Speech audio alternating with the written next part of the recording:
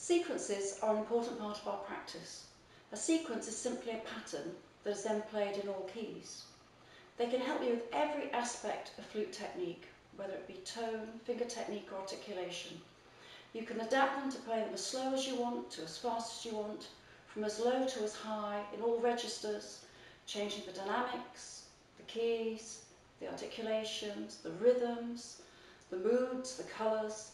They're very adaptable exercises. I use a variety of sequence books in my own practice, and I make up my own as well. So I'd like to show you first some of the books I use. This one is by Philippe Berneau, called Technique d'Embouchure. The next one, very well known, Tatinella Gobert, Daily Exercises. Reichert Daily Exercises, which I've used in a previous podcast. My own book called Sequentials. André Macquart Daily Exercises, which are very melodic, very beautiful. Geoffrey Gilbert's Sequences, much harder. Daniel S. Wood Studies for facilitating the third octave. And finally, Boehm's 12 Grand Studies. But let's begin with some simple patterns that you can play without books. And I'm going to start with a simple scale sequence. Now, scales are our most well-known sequence, but they also happen to be the most boring. But rather than avoid playing them, try and introduce other sequences that are more melodic and easier on the ear. Let's begin though with some other simple patterns that you can play through without music. I'm going to make this a scale-based pattern. Now, scales are the commonest sequence that we play, but often they're the most boring too. So I'm not saying miss these out. Let's begin though with some other simple patterns that you can play without music. These are going to be scale-based patterns. Now, scales are the commonest sequence that we all play. They're often, unfortunately, the most boring.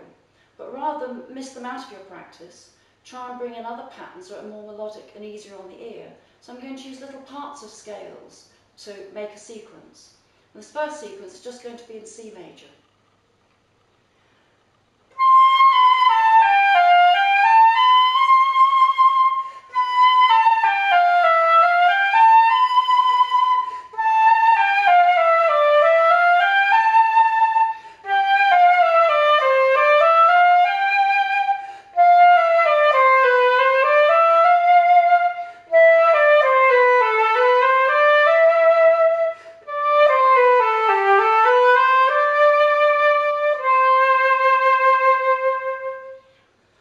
Now, of course, you can continue right down to the bottom of the flute, or take it even higher into the third octave, or you could start a little bit lower down.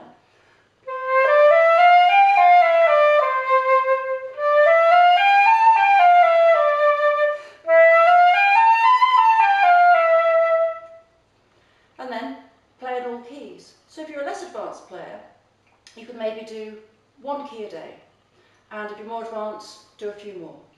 Now, a very important part of sequence practice is to mix and match. So maybe you could do going down major and coming up minor, or go down minor and come up major. The variations are endless.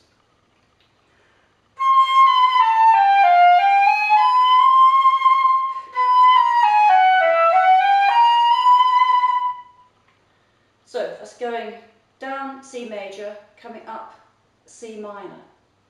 Next pattern we could do is starting on our C again, and I'm going to come down in semitones. I'm going to do C major, B flat major. And our ear really doesn't want us to go to these keys because we don't easily feel C major goes to B major. So we have to think within C major about what's coming. So think about the next key signature.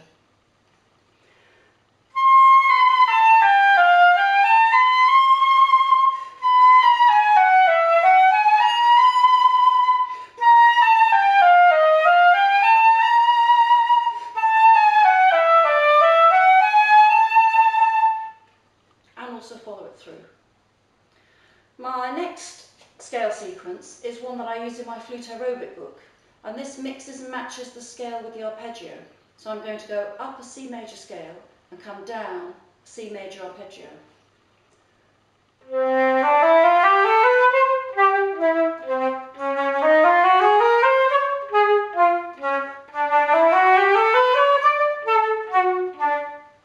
And also continue up. Now mixing and matching could be that you might go up a C major arpeggio and come down a C minor arpeggio, or up a C minor scale, come down a C major arpeggio.